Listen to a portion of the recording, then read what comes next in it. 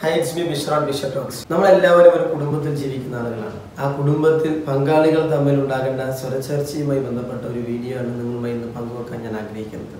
നിങ്ങൾ ഇതുവരെയായി എൻ്റെ channel subscribe ചെയ്തില്ല എങ്കിൽ ഇത്തരത്തിലുള്ള വീഡിയോകൾ കേൾക്കാൻ നിങ്ങൾ ആഗ്രഹിക്കുന്നുവെങ്കിൽ എൻ്റെ ഈ ചാനൽ സബ്സ്ക്രൈബ് ചെയ്യുക. ഒപ്പം ബെൽ ബട്ടൺ കൂടി എനേബിൾ ചെയ്ത് കഴിഞ്ഞാൽ ഞാൻ അപ്പോൾ അപ്ലോഡ് ചെയ്യുന്ന വീഡിയോകൾ നിങ്ങൾക്ക് നോട്ടിഫിക്കേഷനായി ലഭിക്കുകയും ചെയ്യും.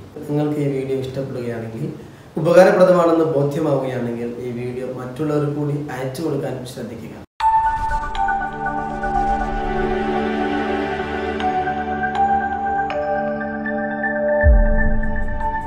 ഒരു കുടുംബജീവിതം ആരംഭിക്കുന്നതിന് മുമ്പുണ്ടാകുന്ന കല്യാണം, മാര്യേജ്, അതിനുവേണ്ടി എത്രയോ ഒരുക്കങ്ങൾ നമ്മൾ നടത്തുന്നുണ്ട്.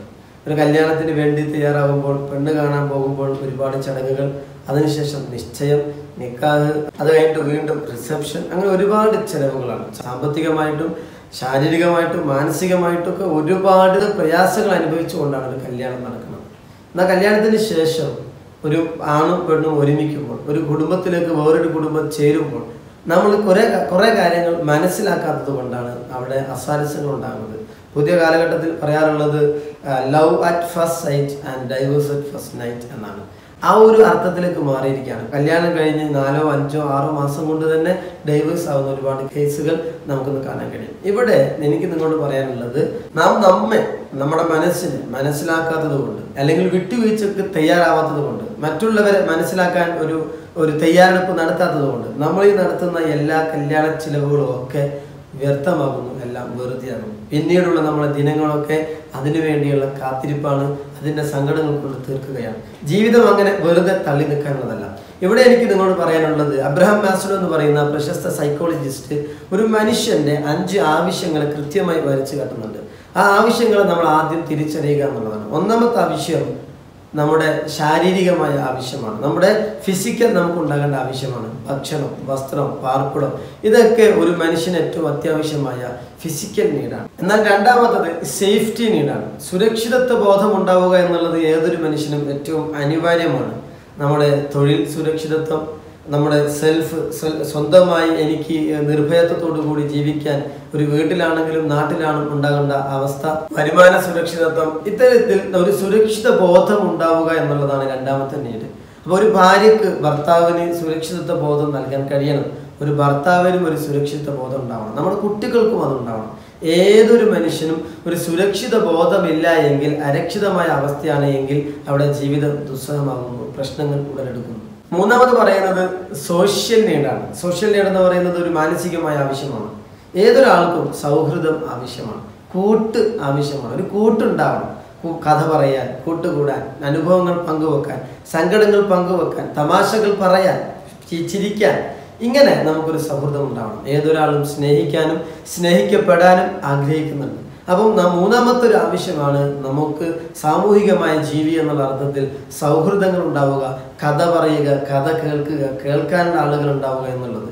നാലാമത്തെ സൈക്കോളജിക്കൽ നീഡ് എന്ന് പറയുന്നത് സെൽഫ് എസ്റ്റീമാണ്. ഒരു സ്വയം അഭിമാന ബോധം ഉണ്ടാവണം. ഒരു നല്ല സ്റ്റാറ്റസ് ഉണ്ടാവണം. അത് ആണാവട്ടെ പെണ്ണാവട്ടെ, ഭാര്യയാവട്ടെ ഭർത്താവട്ടെ, ഉമ്മയാവട്ടെ ഉപ്പയാവട്ടെ, അമ്മയാവട്ടെ അച്ഛനാവട്ടെ, മക്കൾ ആരുമായാലും, ഇനി ചെറിയ കുട്ടികളാണെങ്കിൽ പോലും അവർക്ക് അവരുടേതായ ഒരു അഭിമാന ബോധം ഉണ്ടാവാൻ കഴിയണം.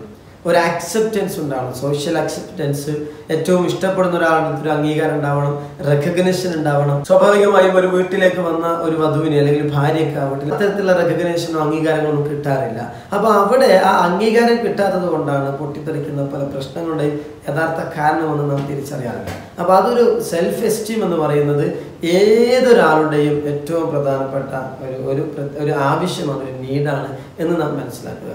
അഞ്ചാമത്തതെന്ന് പറയുന്നത് ഈ 4ൻ്റെയും തുടർച്ചയാണ്, സെൽഫ് ആക്ച്വലൈസേഷനാണ്. അഥവാ നമ്മുടെ മനസ്സിൻ്റെ നമ്മുടെ ഉള്ളിൽ ഉണ്ടാകേണ്ട ഒരു ആത്മസംതൃപ്തി, ഒരു ആത്മനിർവൃതി, അത് ഉണ്ടാകണമെങ്കിൽ ഈ 4 സ്റ്റെപ്പുകളും ഒരാൾക്ക് കൃത്യമാവണം.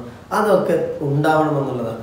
അപ്പോൾ പറഞ്ഞു വരുന്നത്, ഒരുപാട് പ്രശ്നങ്ങൾ ഉണ്ടായിട്ട്, കച്ചറകൾ ഉണ്ടായിട്ട്, സംസാരങ്ങൾ ഉണ്ടായിട്ട്, ഡൈവേഴ്സോ എന്ത് വിഷയങ്ങൾ ഉണ്ടാവുകയാണെങ്കിലും അവിടെ യഥാർത്ഥത്തിൽ ഈ 5 നീഡുകൾ കൃത്യമായി സാറ്റിസ്ഫൈ ചെയ്യുന്നുണ്ടോ എന്നാണ് നമ്മൾ കൃത്യമായി മനസ്സിലാക്കേണ്ടത്.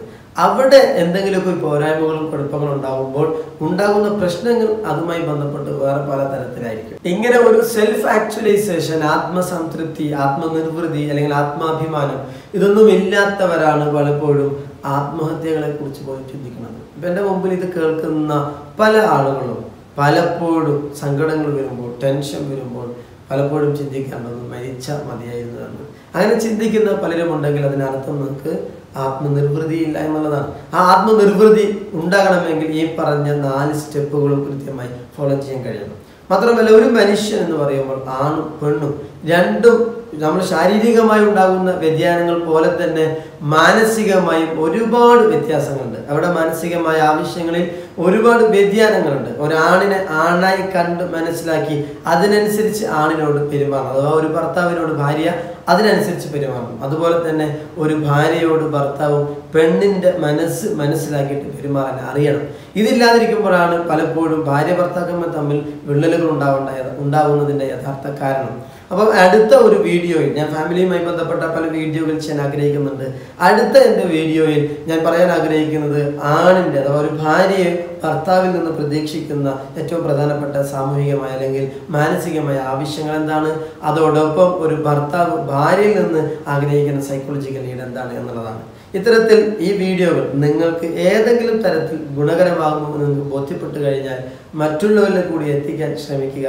ഒപ്പം നിങ്ങൾ ഇതുമായി ബന്ധപ്പെട്ടുകൊണ്ട് ഏത് തരത്തിലുള്ള വീഡിയോകളാണ് നിങ്ങൾക്ക് ആവശ്യം, ഏത് ടോപ്പിക്കാണ് ഞാൻ പറയേണ്ടത് എന്ന് നിങ്ങൾക്ക് എന്തെങ്കിലും അഭിപ്രായം ഉണ്ടെങ്കിൽ ആ അഭിപ്രായം എന്നെ കമൻറ്റ് ബോക്സിൽ രേഖപ്പെടുത്തുക. ഇതുമായി ബന്ധപ്പെട്ട എന്തെങ്കിലും തിരുത്തലുകൾ ഉണ്ടെങ്കിൽ അതും എന്നെ അറിയിക്കുക. ഒപ്പം എൻ്റെ കൂടെ നിൽക്കുക, സപ്പോർട്ട് ചെയ്യുക. എല്ലാവർക്കും നല്ല വിജയം ഉണ്ടാവട്ടെ എന്ന് ആഗ്രഹിക്കുന്നു. Thank you.